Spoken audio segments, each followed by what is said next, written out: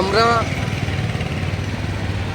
গতকালকে এখানে ST board meeting বলে আমরা শুনতে পাই।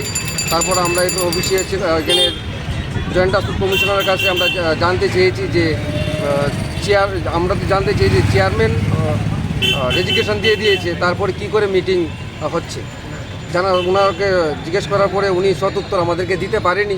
উনি বলছে যে ওনারা নাকি গভর্নমেন্টের কাছে ট্রান্সপোর্ট দপ্তরে ফাইল পাঠিয়েছিল, তো ওখান থেকে তাদেরকে বলেছে যে তারা এখানে মিটিং করার জন্য, তারা মেজরিটি নিয়ে মিটিং করার জন্য। তো ত্রিপুরা রাজ্যে বহুত দপ্তরে বহুত বোর্ড আছে, কোনো বোর্ডে চেয়ারম্যান যে সময় রেজিগনেশন দিয়ে দেয় সমস্ত জায়গায় সবাই জানে যে বোর্ড কমিটি ভেঙে যায়।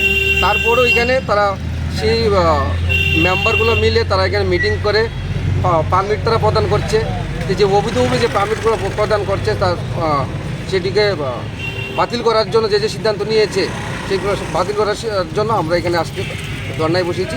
যতক্ষণ অবধি সেটা বাতিল না করবে আমরা এখান থেকে উঠব।